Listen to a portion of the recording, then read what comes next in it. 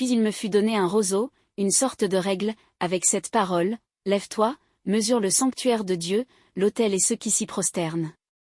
Mais la cour au dehors du sanctuaire, tiens-la en dehors, ne la mesure pas, car elle a été donnée aux nations, elles fouleront aux pieds la ville sainte pendant 42 mois. Et je donnerai à mes 2 témoins de prophétiser, vêtus de toile à sac, pendant 1260 jours.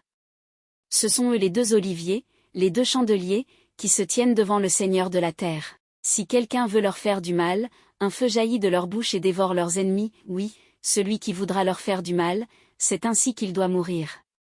Ces 2 témoins ont le pouvoir de fermer le ciel, pour que la pluie ne tombe pas pendant les jours de leur prophétie.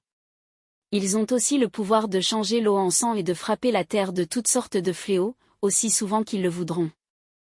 Mais, quand ils auront achevé leur témoignage, la bête qui monte de l'abîme leur fera la guerre, les vaincra et les fera mourir. Leurs cadavres restent sur la place de la grande ville, qu'on appelle, au sens figuré, Sodome et l'Égypte, là où leur Seigneur aussi a été crucifié.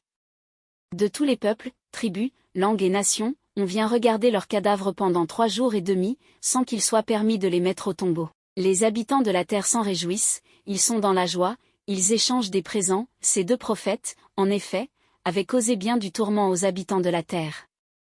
Mais, après ces 3 jours et demi, un souffle de vie venu de Dieu entra en eux, ils se dressèrent sur leurs pieds, et une grande crainte tomba sur ceux qui les regardaient. Alors les 2 témoins entendirent une voix forte venant du ciel, qui leur disait, « Montez jusqu'ici. » Et ils montèrent au ciel dans la nuée, sous le regard de leurs ennemis. Et à cette heure-là, il y eut un grand tremblement de terre, le 10e de la ville s'écroula, et dans le tremblement de terre 7000 personnes furent tuées.